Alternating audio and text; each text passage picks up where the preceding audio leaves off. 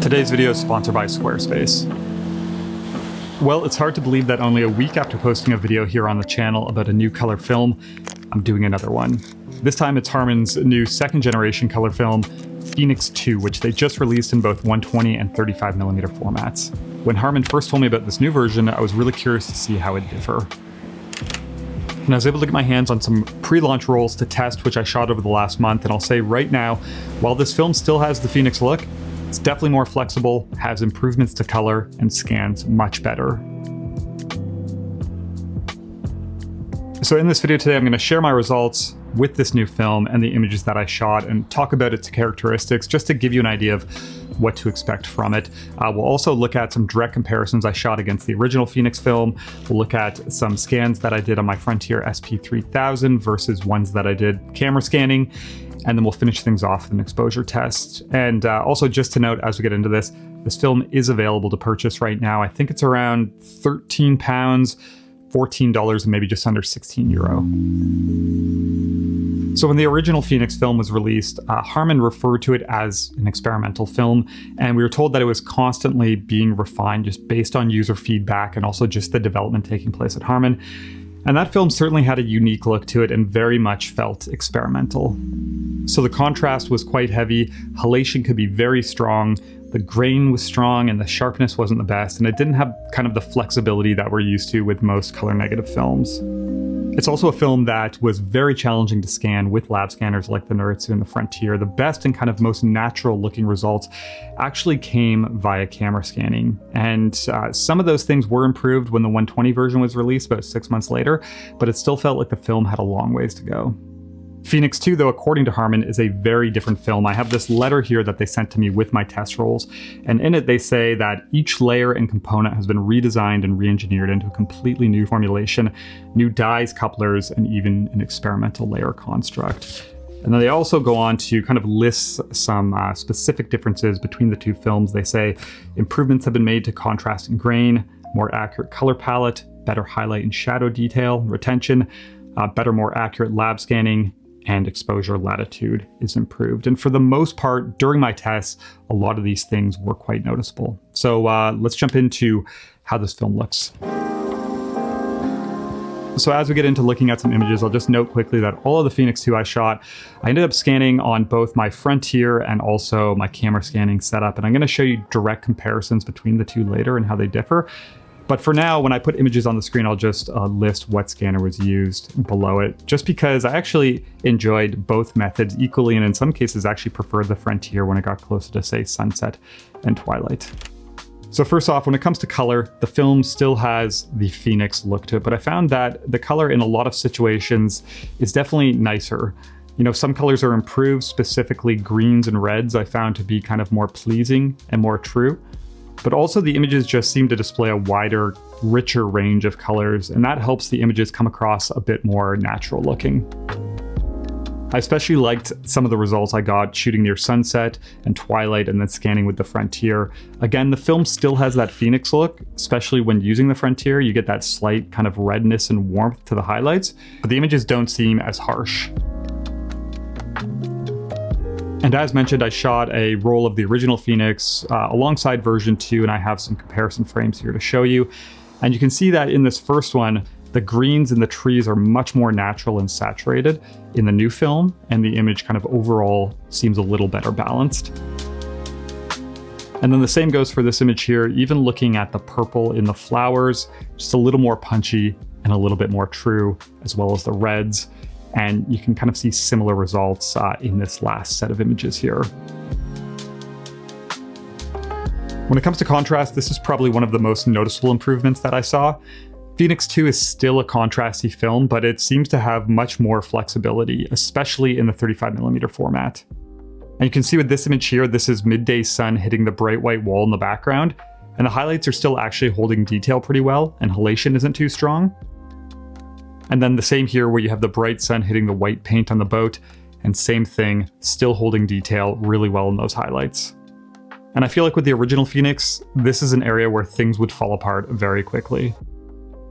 So I would say even though Phoenix 2 still has its defined look, it's absolutely improved when it comes to things like color separation, contrast, and shadow and highlight flexibility.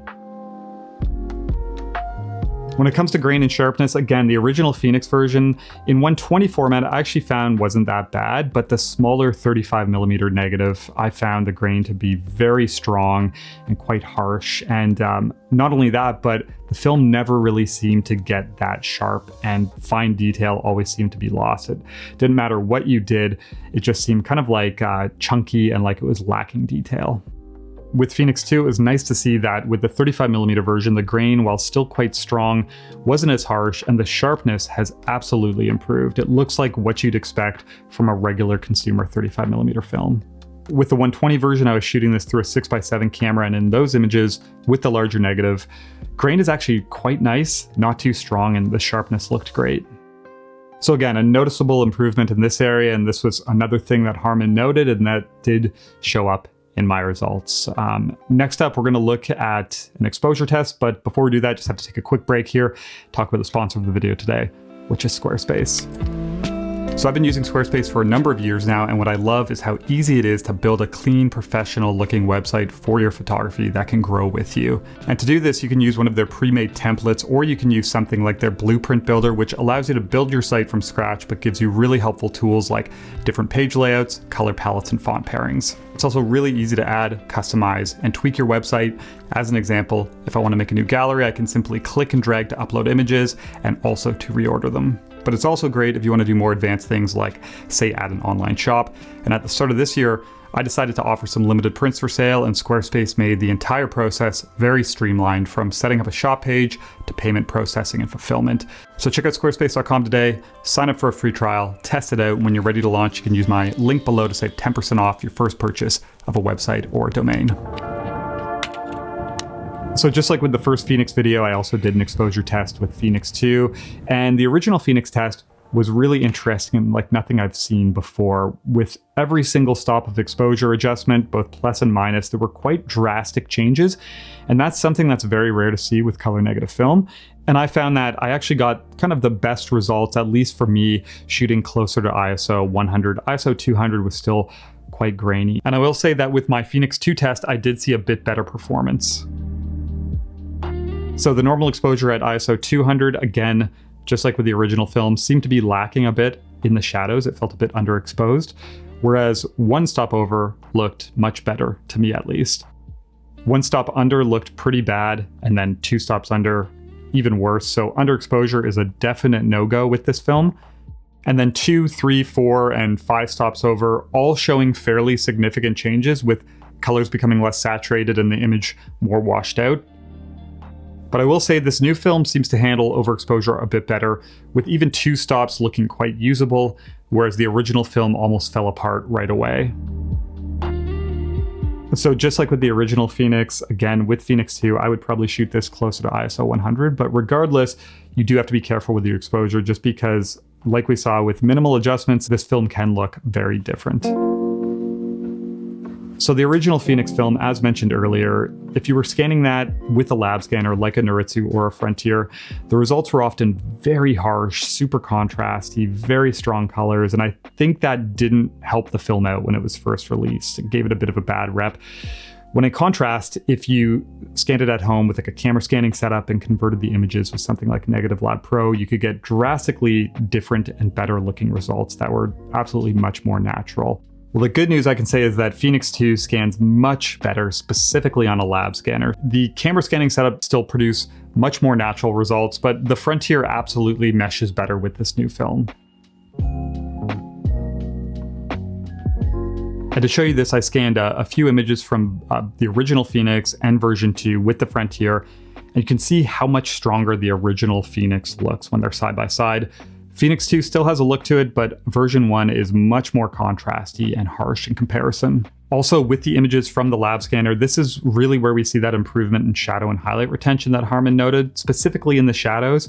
With the Frontier, you can see in this comparison here how much more shadow detail there is in the version 2 image, where the original version is quite blocked up. And I even went back and scanned some of my original Phoenix images with the Frontier, and the results were just incredibly contrasty. It was hard to get a flat image using that scanner, and the images just lacked shadow and highlight detail. When in contrast, if we look at these new Phoenix 2 examples, these are straight scans from the Frontier. You can see that there's much more detail in those areas to work with and a more flexible file overall.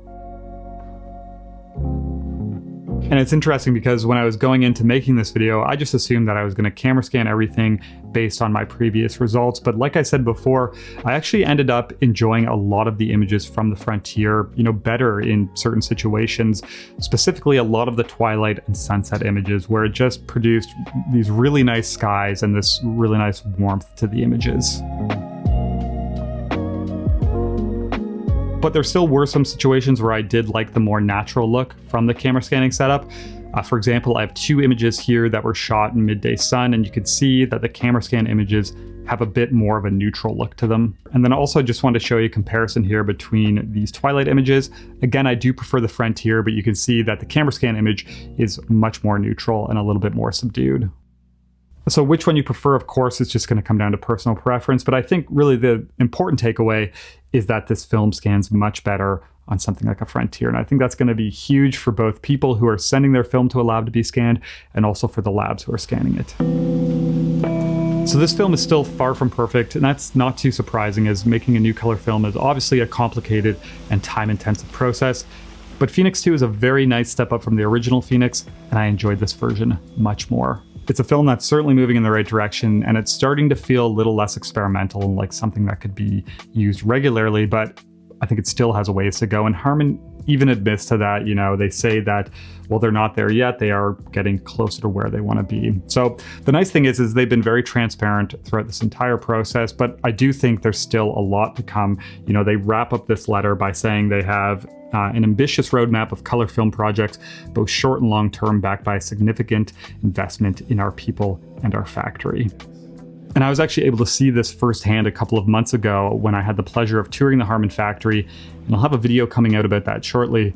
But when I was there, I was able to see kind of their entire operation, talk with the people who play a big role in making these films, and also was able to see their complete new line that they just invested in, which was currently running the new Phoenix film. And then I was also able to interview Matt Perry, who's the marketing manager, and he made it very clear during that interview that color is a big part of the future of Harman. So I think it's safe to say that the best is yet to come. So overall, exciting to see this new version of Phoenix 2. For me personally, I've said it before, I'm a fan of more like subtler, softer films. So this one still isn't a film that I would shoot, but I am very excited to see it getting better. And I'm also excited to see where it goes from here. Anyways, that's it for this one. Hope you enjoyed this look at the new Phoenix 2 film. And other than that, just want to say thank you for watching, and I'll talk to you soon.